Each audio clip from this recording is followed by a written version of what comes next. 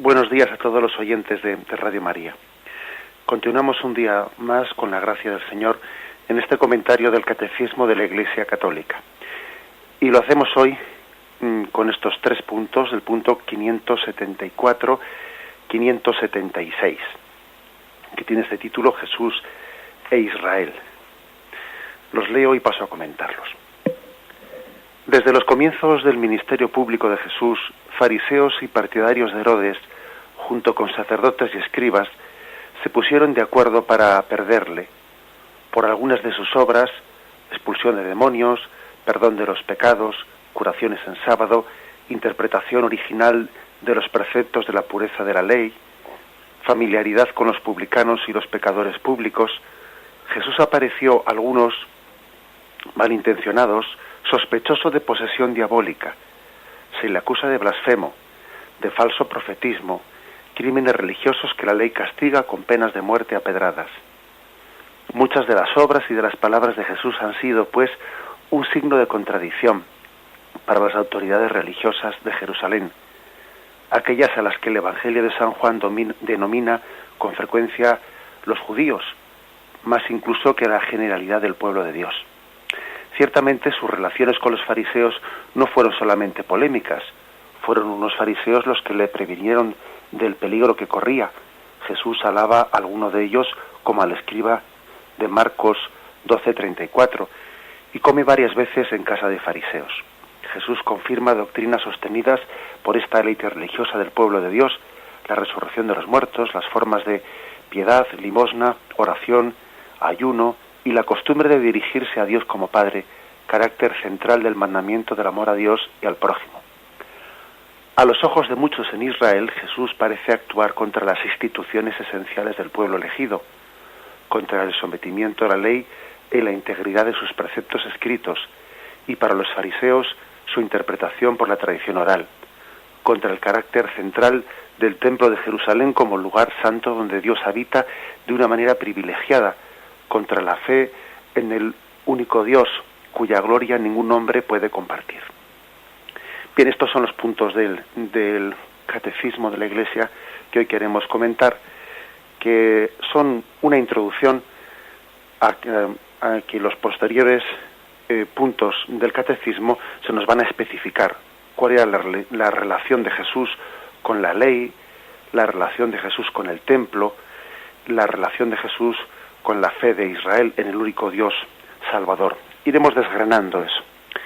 Me parece importante, en esta especie de introducción en la que estamos, a cuál era la relación de Jesús pues con la ley, con el templo, con el concepto de Dios que el mundo judío había tenido. Me parece importante que profundicemos hoy, como a modo de introducción, con lo que podríamos llamar la importancia de verle a Jesús como el culmen y el cumplimiento de las Escrituras. Podríamos titular a esta exposición que queremos hacer según las Escrituras. ¿Cuántas veces en los Evangelios, en los relatos neotestamentarios, pues hemos visto reflejada esa expresión, según las Escrituras? ¿Por qué insisten tanto? ¿Por qué insisten tanto los Evangelios en que Jesús es el cumplimiento de las Escrituras? Es verdaderamente importante entender la unidad entre el Nuevo Testamento y el Antiguo Testamento, entre Jesús y todas las profecías y todas las promesas hechas al antiguo pueblo de Israel. Tengamos en cuenta que estamos ante un conflicto. Los evangelistas, cuando escriben los evangelios, estaban ya en un contexto en el que se había producido un conflicto, y el conflicto era ver si era Jesús el Mesías esperado, tal y como muchos pues en Israel habían reconocido, si era un impostor, si en él no se veían cumplidas las profecías del Antiguo Testamento y todavía debían de seguir esperando a otro Mesías. Este era un impostor, Jesús, a los ojos de otra parte del pueblo de Israel. El pueblo de Israel se dividió. En el fondo es entender si el cristianismo era otra religión distinta del judaísmo, o si no era otra religión distinta, sino que era pues el cumplimiento del judaísmo. Si el cristianismo es como el mar en el que desemboca el río es el judaísmo y desemboca en el mar del cristianismo, o no, si se trata de alguna manera de otra religión distinta, de una especie de escisión escisión del judaísmo.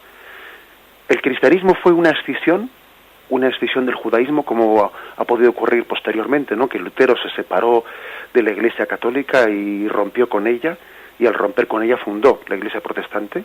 ¿Es eso lo que hizo Jesús en el mundo judío? ¿O por el contrario, como nosotros creemos, como todo el Nuevo Testamento intenta demostrar, Jesús no rompió en absoluto con el judaísmo? Jesús no se salió de la religiosidad que sus padres le habían enseñado, que los padres de María y los padres de José habían educado en las sinagogas desde el principio, sino que más bien él era el cumplimiento de toda la promesa hecha a Israel. Esta es la clave. Esto es lo que se está jugando en esa especie de gran conflicto que está teniendo lugar en Israel el momento en que se escriben los evangelios y las cartas del Nuevo Testamento. ¿Eres tú el que tenía que venir o tenemos que esperar a otro? Esa es la clave que está teniendo lugar en esos momentos. Nosotros igual no somos conscientes del conflicto tan grande que era eso. Jesús me está queriendo dar a entender que en efecto él entiende que Israel era el pueblo elegido, que verdaderamente Dios había puesto sus ojos en Israel, pero aquí está la clave. Jesús entiende que cuando Dios eligió a Israel no le eligió en un sentido de un privilegio que ponía a un pueblo por encima de los otros, como si el destino de Israel pues le contrapusiese con el resto de los pueblos, en el sentido de llegar a despreciar o entender que el resto de los pueblos que no habían sido el pueblo elegido eran pueblos de segunda categoría a los ojos de Yahvé, sino que Israel estaba llamado a ser el instrumento desde el que Dios llegase a todos los pueblos. No arrogarse esa especie de de concepción o privilegio de que somos el pueblo elegido, sino que Jesucristo quería hacer entender a Israel que en el plan divino Israel debía ser el instrumento para llegar a todas las naciones, y Jesucristo, el elegido, el Mesías, aquel en el que todo el Antiguo Testamento alcanzaba pleno cumplimiento, él era la desembocadura del río en el mar, la desembocadura de Israel en toda la familia de todos los hijos de Dios. En Jesucristo Israel se fundía con el mundo entero. En Jesucristo Israel dejaba de tener unas fronteras concretas para pasar a coincidir con la humanidad entera, con todo el orbe, con toda la tierra. Ese fue el conflicto. Algunos quisieron entender el ser elegido como una exclusividad frente al resto de los pueblos, mientras que Jesús quería hacerles entender que el ser pueblo elegido era ser un instrumento de transmisión, y en Cristo el pueblo de elección pasaba a extender sus fronteras a todo el mundo, a toda la tierra, a todo el universo. Vamos a intentar describir, profundizar en por qué es tan importante que el Nuevo Testamento haga una y otra vez la referencia al cumplimiento de las Escrituras, según las Escrituras. Sucedió según las Escrituras. Vamos a intentar profundizar en ello. Ponemos ahora un momento de música.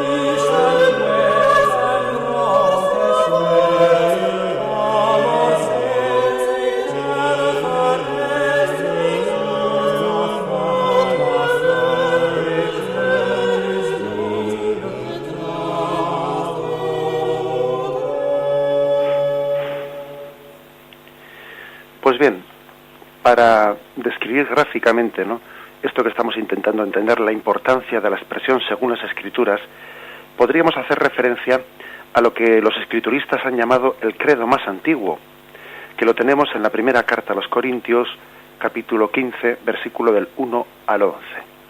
Es un texto que, tal y como está descrito, narrado, pues como he dicho, algunos entienden que es la confesión de fe más antigua que conservamos en el Nuevo Testamento. Dice así San Pablo: os recuerdo, hermanos, el evangelio que os prediqué, que habéis recibido y en el cual permanecéis firmes, por el cual seréis también salvos si lo guardáis tal como os prediqué. Si no, habríais creído en vano, porque os transmití en primer lugar lo que a mi vez recibí, que Cristo murió por nuestros pecados según las Escrituras, que fue sepultado y que resucitó al tercer día según las Escrituras, que se pareció a Cefas y luego a los 12.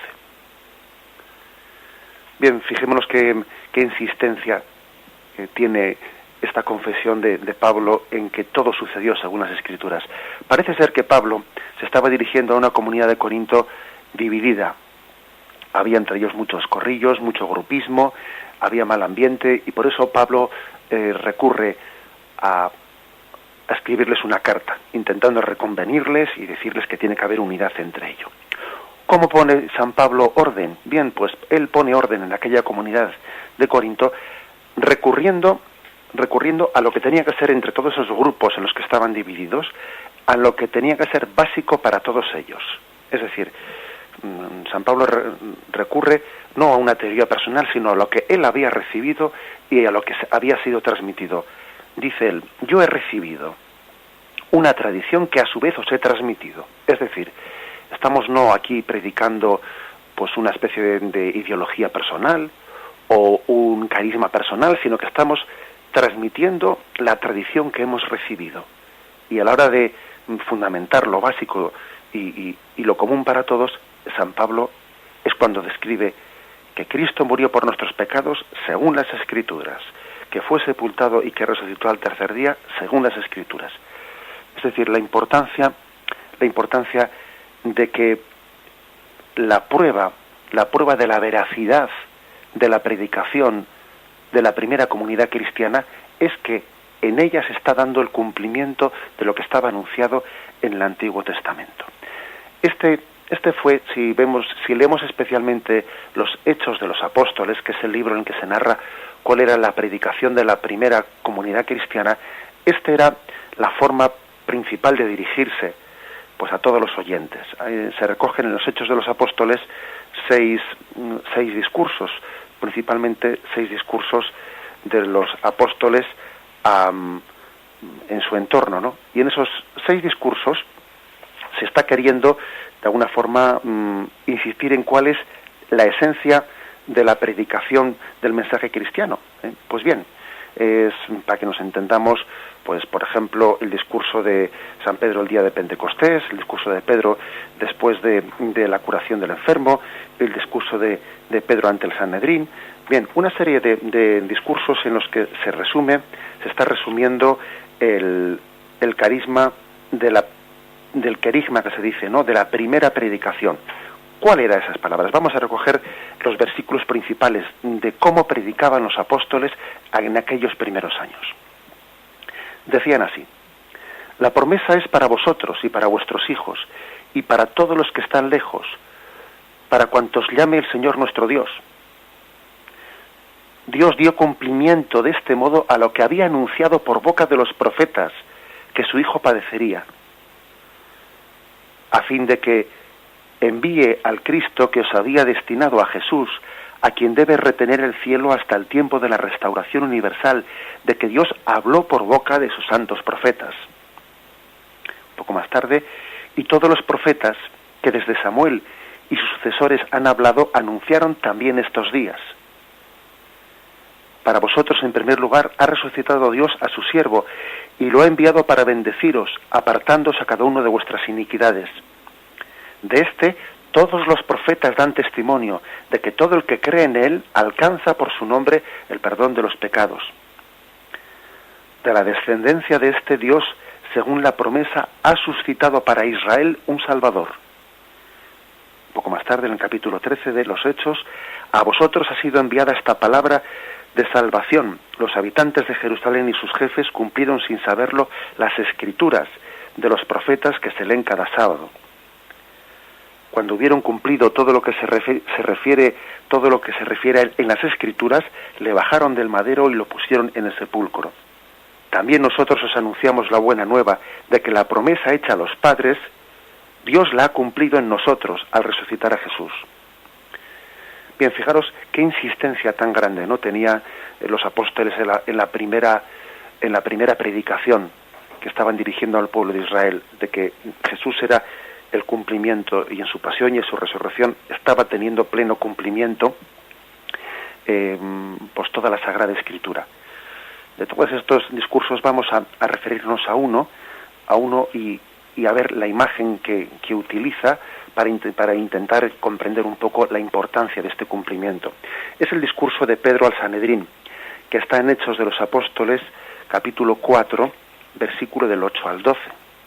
Y dice así: Entonces Pedro, lleno del Espíritu Santo, les dijo: Jefes del pueblo y ancianos, puesto que con motivo de la obra realizada en un enfermo somos hoy interrogados por quién ha sido este curado, sabed todos vosotros y todo el pueblo de Israel que ha sido por el nombre de Jesucristo el Nazareno, a quien vosotros crucificasteis y a quien Dios resucitó de entre los muertos. Por su nombre y no por ningún otro se presenta este aquí sano delante de vosotros. Él es la piedra que vosotros los constructores habéis despreciado y que se ha convertido en piedra angular, porque no hay bajo el cielo otro nombre dado a los hombres por el que nosotros podamos salvarnos. Es decir, Jesús es presentado por Pedro como la piedra desechada por los arquitectos que se ha convertido en piedra angular. Bien, esta es una referencia al Antiguo Testamento. Los que le estaban escuchando lo estaban entendiendo a la perfección. Ellos conocían muy bien el Antiguo Testamento, conocían muy bien los Salmos, lo sabían de memoria, y ellos saben que en el Salmo 118, en el versículo 22, se dice así: la piedra que los constructores desecharon se ha convertido en piedra angular. Y sabían perfectamente que en Isaías, capítulo 28, versículo 16, se dice: por eso, así dice el Señor Yahvé: he aquí que yo pongo por fundamento en Sión una piedra elegida, angular, preciosa y fundamental. Quien tuviere fe en ella no vacilará. Es decir, Pedro está haciendo referencia a que Jesús es aquella piedra angular de la que en el Antiguo Testamento se habló y de la que se predijo que iba a ser un fundamento firme para construir toda la casa. ¿Qué significa? Pongamos por ejemplo, ¿qué significa esta imagen de la piedra angular, que es una imagen bien gráfica? Pues fijaros, la piedra angular era una piedra en la que se sostenían todas las bóvedas. Cuando en una bóveda se va inclinando progresivamente haciendo esa cúpula, ¿no? Se va inclinando una pared y otra pared. Para que puedan sostenerse ambas paredes inclinadas necesitan una piedra central en la que se apoyen las dos. Y de esta forma se apoya una pared contra la otra y en vez de caerse se dan consistencia mutua una a la otra. Ese es Jesús, la piedra angular, en el que se junta el Antiguo y el Nuevo Testamento, en el que se junta el pueblo de Israel elegido, pero también todos los gentiles, todo el resto de las naciones. Era la piedra angular en la que tenían que sustentarse la predicación antigua al pueblo de Israel y la apertura al nuevo pueblo. La piedra angular resulta que ha sido desechada por una parte importante del pueblo de Israel. Jesús es ciertamente esa piedra viva por su resurrección, capaz de dar vida al resto de las piedras que se han hecho vivas en él. En efecto, si esa piedra angular existe en lo alto de la bóveda, el resto de las piedras de la pared están vivas, tienen su función, están haciendo una función importante. Sin embargo, si no existe esa piedra angular, todo se cae, todo se derrumba, y entonces El resto no únicamente la piedra angular es desechada, sino que uno pierde la propia consistencia. Hay aquí también una referencia a aquello que el mismo Isaías dice en el capítulo 8, versículo 14. Veía también Isaías a Dios puesto como una piedra en la que algunos tropezarían. Jesús es también una piedra en la que algunos tropezarán y otros, sin embargo, harán de esa piedra la piedra viva, la piedra de fundamento de todo su edificio. Será un signo de contradicción. Algunos tropezarán en esa piedra por su obcecación, por su orgullo. Otros, sin embargo, de esa piedra harán la piedra angular de su vida. Bien, aquí tenemos un ejemplo concreto de cómo Cristo es presentado pues como el quicio, como la clave, como el entendimiento de las Escrituras en el Antiguo Testamento. Vamos a poner un poco de música y continuamos.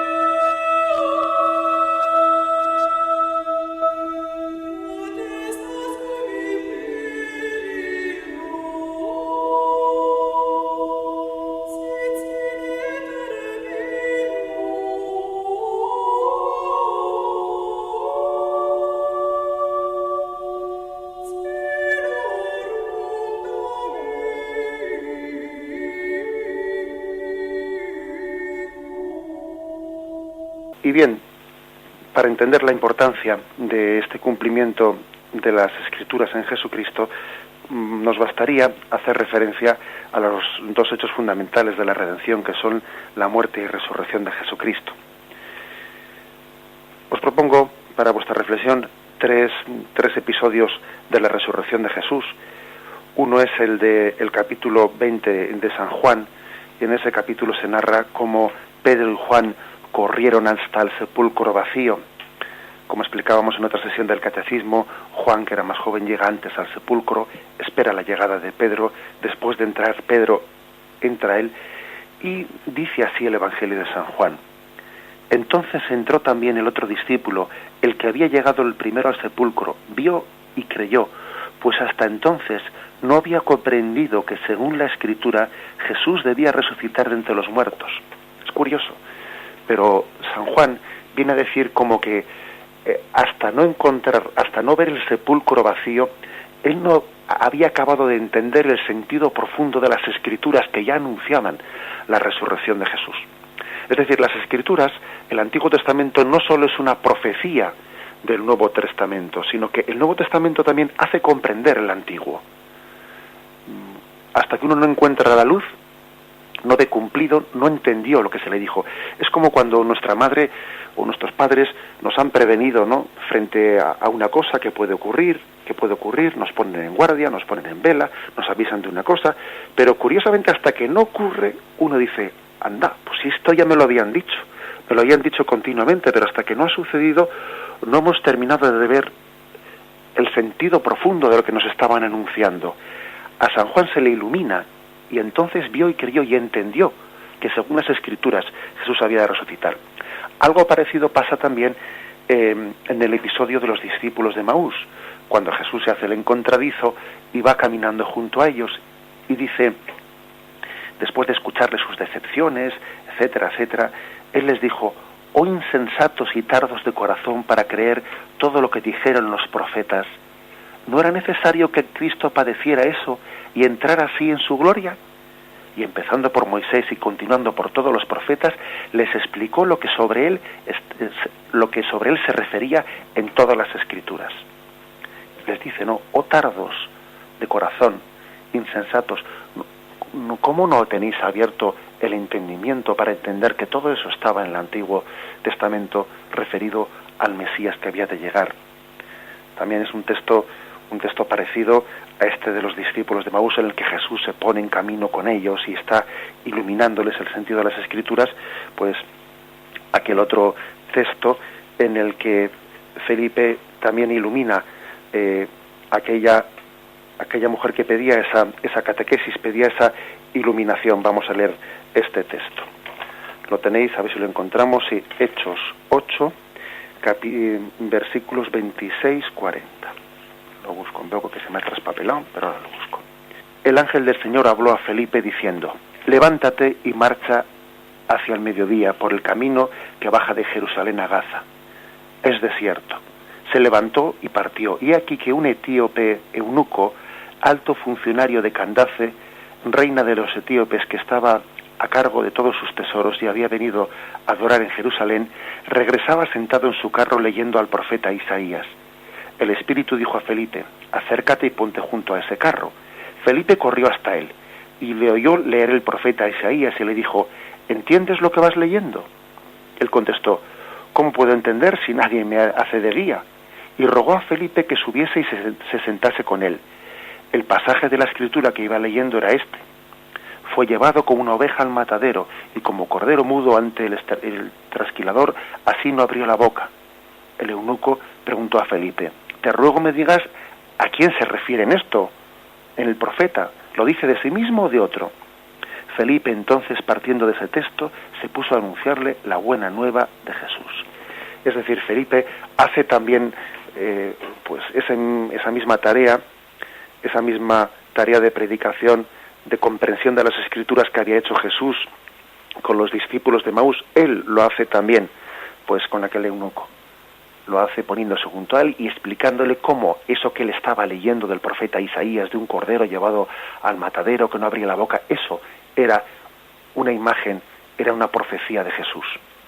Es pues tremendamente importante esta referencia y podíamos hacer una multitud de pequeñas, recoger, ¿no?, como en un elenco, multitud de pequeñas referencias a la pasión. Por ejemplo, ¿no?, estaba escrito, heriré al pastor, se dispersarán las ovejas. O por ejemplo, veréis al Hijo del Hombre sentado a la diestra del poder. Todo esto sucedió para que se cumpliesen las Escrituras. Ha puesto su confianza en Dios, que lo salve ahora si es verdad que le quiere, ya que dijo, soy hijo de Dios, según el Salmo 22:9. Y un montón de referencias más que durante toda la pasión también están haciendo referencia, incluso en pequeños detalles. Cuando le dieron de beber vinagre, se reparte mis túnicas, según el Salmo 22:19. No le quebrará ni un solo hueso, según estaba escrito en el Antiguo Testamento. Se burlan de él en la cruz, tal y como también el Salmo 109 se estaba prefijando. Es decir, hay toda una referencia continua y constante a este misterio de cumplimiento. Entendamos una cosa, antes de dar un paso más, que las predicciones del Antiguo Testamento, las profecías del Antiguo Testamento, no eran solo predicciones, sino que eran promesas, porque la palabra predicción es una palabra fría. Parece que alguien predice, pues como el hombre del tiempo predice si va a hacer buen tiempo o mal tiempo, y él se desentiende de ello, ¿no? No, Dios no solo predice en los profetas, sino que promete, que quiere decir que está junto a nosotros acompañándonos para iluminarnos ese sentido, porque la predicción, bueno, pues podía ser entendida como una probabilidad que el que lo predice no se compromete con el que ha escuchado la predicción. No, estamos hablando de una promesa y Dios se compromete con ella, y Dios se compromete a acompañarnos para iluminarnos el sentido profundo de las Escrituras. Tal es la profecía, no ya una mera predicción, sino que es una promesa de Dios en la que Dios se compromete por su fidelidad, por su amor, se compromete a no dejarnos en la oscuridad, a iluminarnos el sentido oculto de las Escrituras, a acompañarnos como hizo los discípulos de Maús, para abrirnos el entendimiento, para que poco a poco en nuestra vida las Escrituras pues pasen de ser pues a veces textos un tanto desconocidos y que nos resultan pues oscuros y que los leemos y no nos quedamos con casi nada. Dios se compromete a irnos acompañando para irnos a hacer entender el sentido profundo, tal y como Santa Teresa decía, que cada vez que leía las Escrituras se le abrían en el entendimiento nuevas comprensiones que antes no había entendido. Dios cada vez que nos habla nos hace entender en mayor profundidad. No es pues únicamente una predicción, sino que es una promesa de que Dios va a acompañarnos hasta que vayamos poco a poco entendiendo más profundamente la Sagrada Escritura. Ponemos un momento de música.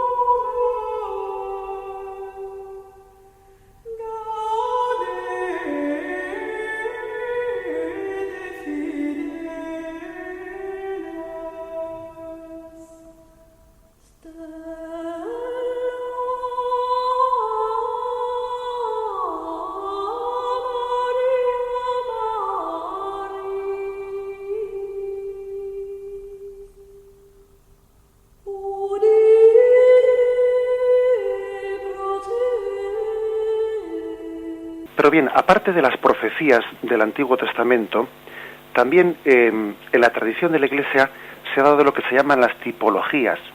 Y quisiera explicar qué significa esta palabra, las tipologías. La diferencia entre profecías y tipologías es que las profecías es, pues por ejemplo, que el profeta Isaías había profetizado pues el cántico del siervo, que como una oveja será llevada al matadero. Bien, esa era una profecía expresa. Pero las tipologías son más bien reflexiones que hace la Iglesia desde el momento presente, viendo Jesús, poniendo en comparación a Jesús con imágenes del Antiguo Testamento.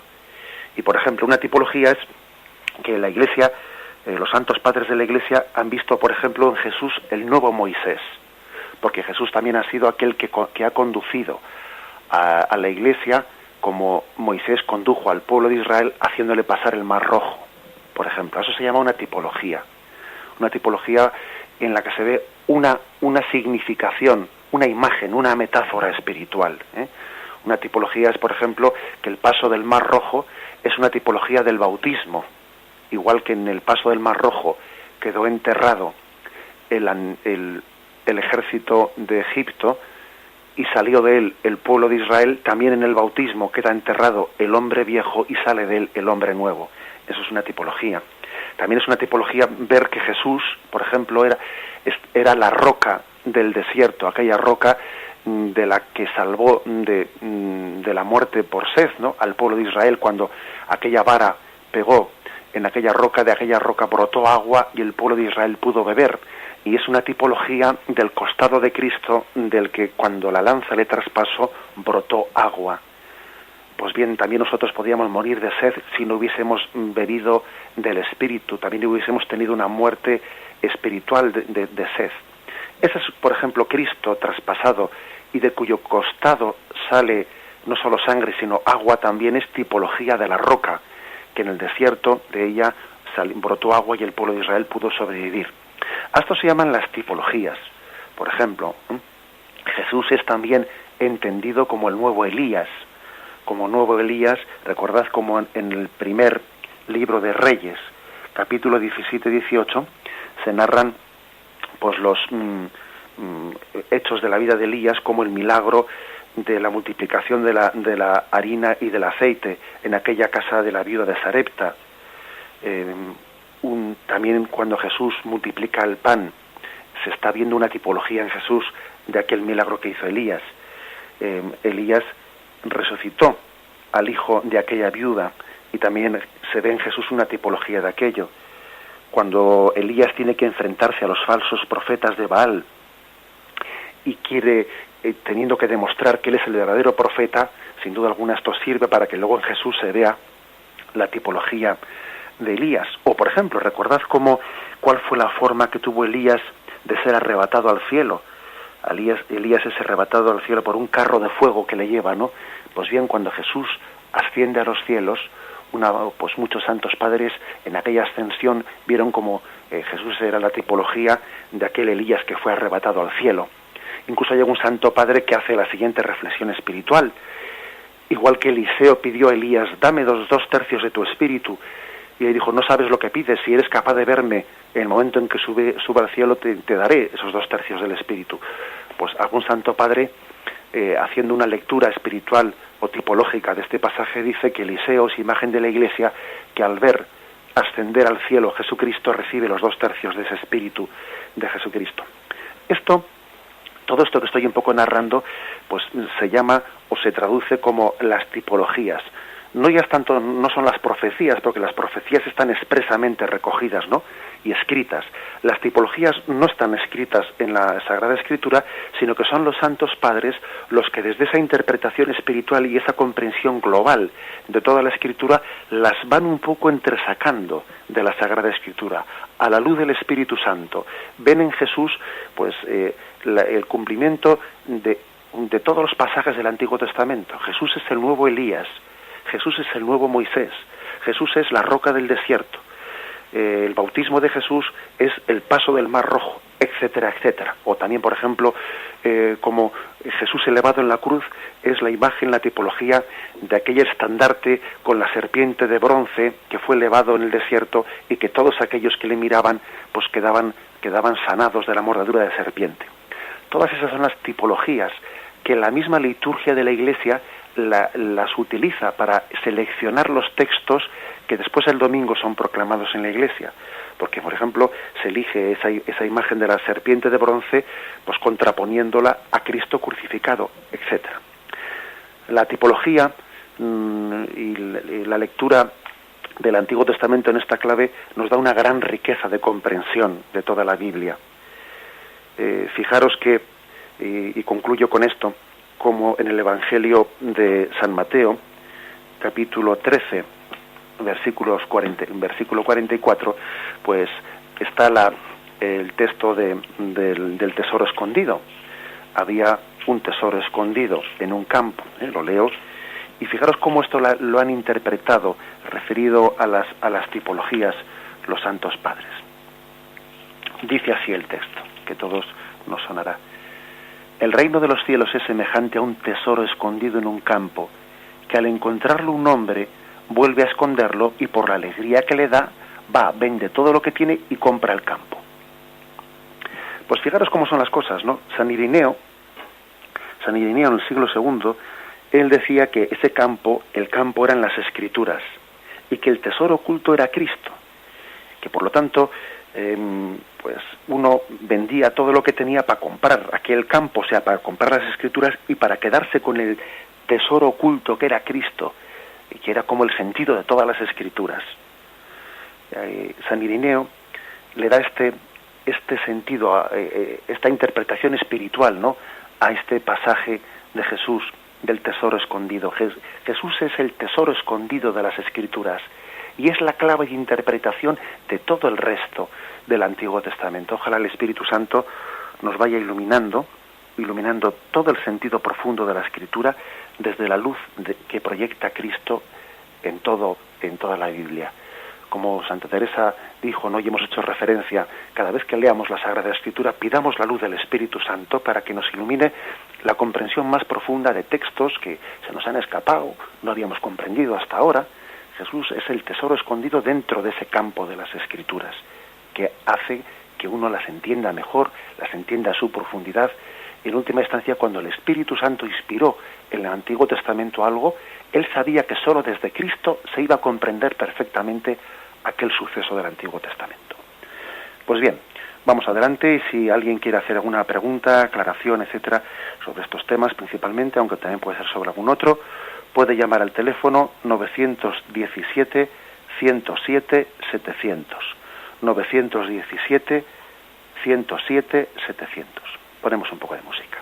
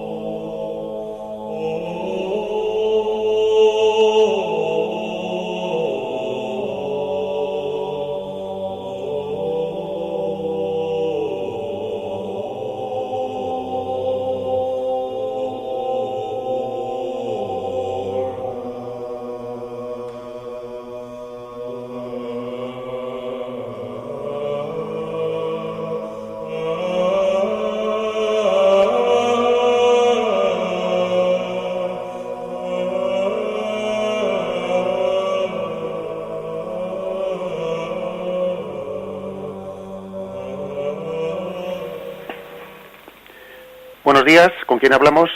Buenos días, Padre José Ignacio. Buenos días. Me llamo Inocencio, llamo desde la Rotava, Tenerife. Bueno. Mire, yo quisiera más bien sobre lo primero, porque yo soy un adepto también a San Pablo, ¿no? Y quisiera saber si era, como se suele decir hoy en día, era un alumno aventajado, ¿no? Como puede decir pasó como con Pedro, ¿no? Que fue el que, en esta piedra edificaré mi iglesia. Y Pedro ha dicho muchas cosas que me han interesado, ¿no? Dice, me he hecho todo a todos, finalmente como hizo Jesucristo, ¿no? Ganar adeptos para la causa, para la salvación, ir al cielo. Yo le cuelgo y lo oigo por la radio la respuesta. Perfectamente. Vale, muchas gracias. Pues la verdad es que sí, ¿no? Pues preguntaba a este oyente si se podía considerar a Pablo un discípulo aventajado. Hombre, yo creo que sí, ¿eh? Es verdad que San Pablo tiene una ventaja, y es que de él tenemos recogidas muchas más cartas que de ningún otro apóstol, y en ese sentido, pues hombre, desconocemos un poco más el alma de otros apóstoles porque no ha quedado por escrito tantas cartas como el caso de Pablo. Es más, de algunos de los apóstoles pues no hay ninguna carta escrita. Entonces esa es una ventaja que tiene Pablo, que también pero la providencia ha querido que sea así, la providencia ha querido que tengamos más cartas de San Pablo. Pero es cierto que en el discurso de Pablo se ve especialmente una capacidad muy grande de incidir, porque él había sido fariseo, no lo olvidemos, él había sido un fariseo destacado, de la escuela de Gamaliel, él mismo lo dice, y él conocía perfectísimamente la Sagrada Escritura. Él podía perfectamente predicar el Evangelio de Cristo en clave de cumplimiento del Antiguo Testamento, porque lo había conocido verdaderamente en profundidad. Con lo cual, sí, yo diría que si Pedro es roca, pues yo diría que Pablo es fuego. es fuego del amor de Cristo, es fuego del Espíritu, y ciertamente las dos cosas tienen que complementarse, porque la roca podía ser fría si no le añadiésemos el fuego del carisma, el fuego del amor de Dios. Evidentemente no es que Pedro no tuviese también fuego del amor de Dios, ¿verdad? Por supuesto que lo tendría, y también Pablo tenía esa roca de la fe, por supuesto, pero son dos figuras que se complementan maravillosamente. Pedro es la roca y Pablo es el fuego de la caridad. Adelante, ¿tenemos alguna pregunta más? Buenos días, Buenos padre. días, ¿con quién hablamos? ¿Padre? Sí, buenos días. Buenos días, soy Rosario de Cáceres. Mira, yo quería preguntarle una cosa que siempre tengo en duda. Conociendo los judíos también la Sagrada Escritura, y que yo me imagino que también conocerán el Nuevo Testamento y verán que en Cristo se han cumplido cosas, las cosas de la Sagrada Escritura, ¿por qué no admiten a Jesús como el verdadero Mesías y qué es lo que esperan? Uh-huh. Bien, de acuerdo. Muchas gracias. De acuerdo, les respondo por la radio. Bien, ese es un misterio, ¿no? Es decir, hombre, también hay que decir una cosa. Cuando decimos los judíos, tenemos que tener cuidado. Es verdad que la propia Sagrada Escritura habla de los judíos, a veces en general, pero tengamos en cuenta que no podemos generalizar, porque también hubo una parte importante del pueblo judío que se hizo creyente y seguidora de Jesucristo. Eso es así de claro. Y de hecho, el mismo punto del catecismo que hoy hemos comentado, el 575, hace referencia a cómo, por ejemplo, en Lucas 13:31, pues unos fariseos vienen a ayudarle a Jesús y a prevenirle, y dice, escápate porque vienen a por ti, dice aquí Lucas 13:31. En aquel mismo momento se acercaron algunos fariseos y le dijeron, sal y vete de aquí porque Herodes quiere matarte. Es decir, también había fariseos y judíos que le ayudaban a Jesús, ¿eh? Por lo tanto, no hablemos igual en sentido general, sino que habría de todo. Ahora bien, ¿por qué hubo una parte importante, ¿no?, del pueblo de Israel que rechazó a Jesús? Bueno, pues yo creo que pueden ser muchos los motivos, pero yo creo que el principal, se me sugiere a mí como uno de los principales, puede ser el orgullo de raza, el que ellos hubiesen entendido mal lo que significa ser el pueblo elegido, porque la palabra pueblo elegido, si uno se la arroga como un mérito y pasa a tener una especie de orgullo de raza, pues entonces verdaderamente se cierra a una predicación como la de Jesús, que quería abrir el mensaje de salvación para todos los pueblos. Acordaros que en un momento determinado, cuando ellos dicen a Jesús, nosotros somos hijos de Abraham, Jesús les dice, Dios podría hacer hijos de Abraham de estas piedras. No te arrogues eso como un motivo de orgullo, tenlo más bien como un don inmerecido del que tienes que dar cuenta ante Dios. Yo creo que este puede ser uno de los motivos principales, esa concepción incorrecta de ser pueblo elegido de Dios como un orgullo de raza. Y luego también, pues sin duda alguna, tuvo también otro motivo, otra causa, pues un concepto un tanto politizado del concepto de Mesías, que ellos podían llegar a esperar una liberación política, de los romanos, ¿no?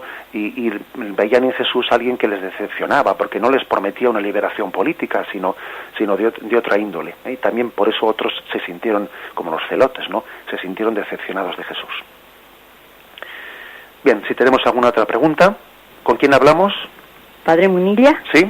Mire, soy Justi de Madrid. Le voy a hacer una pregunta que nada tiene que ver con la explicación del catecismo de esta mañana. Adelante, Justi. Pero mire, es que me da mucha lata y no puedo por menos de exponerle lo que es un hecho que todo el mundo lo ve, que el sacramento de la penitencia no se usa para nada.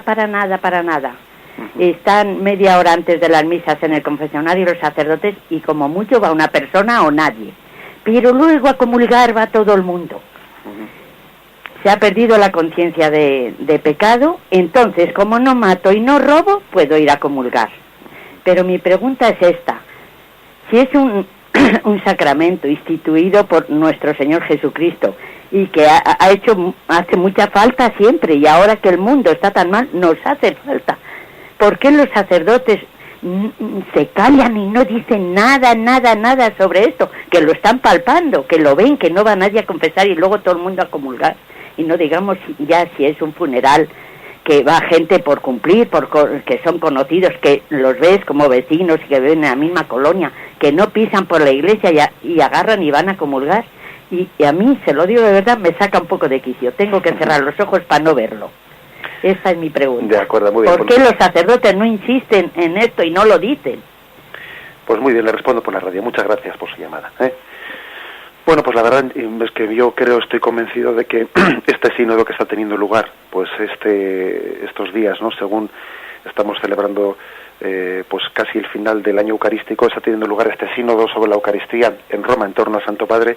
Estoy convencido que en el documento conclusivo de ese sínodo, a buen seguro, ¿no?, habrá una referencia expresa a la importancia, a la relación tan estrecha que hay entre la Eucaristía y el sacramento de la penitencia, que son dos sacramentos pues que están llamados a complementarse. Bueno, y es cierto también que los sacerdotes, pues bueno, pues podemos también pecar de silenciar esa necesidad, y que la Iglesia, el magisterio de la Iglesia nos lo tiene que recordar, porque a veces sufrimos cosas, pero también nos acostumbramos a situaciones, ¿no?, que son incorrectas, y no es bueno, desde luego. Creo que también los sacerdotes hoy en día tienen que hacer de un profeta que insiste y remarca cosas que, aunque estén cayendo en el olvido o se haga un poco caso de esa predicación, tiene que ser una y otra vez insistido, porque cuando se va silenciando una cosa de una manera prolongada con el paso de los años, pues al final ese silencio, el que calla otorga, ¿eh? El que calla otorga, y parece como que entonces, aunque no sea expresamente pues consentido, pues sí que finalmente se acaba olvidando una parte importante de nuestra doctrina católica, como es la importancia de comulgar en gracia de Dios, etcétera. Pero bien, habrá momentos en el que el catecismo se introduzcan estas cosas y hablaremos entonces de ello, ¿eh? Quizás hoy, yo veo ya que está cumplido el tiempo, y me imagino que ya llega el momento de despedirnos. Vamos a quedarnos con lo que ha sido el tema de hoy, que el tema de hoy creo que ha sido pues la comprensión de que Jesús es ese tesoro escondido que se revela para entender toda la Escritura, y ver el cumplimiento de todo, que el Señor nos conceda cada vez que escuchamos y leemos la Sagrada Escritura, nos conceda una comprensión más profunda. Pidamos luz al Espíritu Santo cuando leemos o escuchamos la Sagrada Escritura, luz para entender el sentido más profundo. Jesús es la palabra que habló antes en los profetas, pero que en este último tiempo nos ha hablado ella directamente, sin mediaciones. El Verbo se nos ha revelado y quiere también descubrir en nosotros el sentido más profundo de las Escrituras. Nos despedimos hasta el día de mañana. Alabado sea Jesucristo.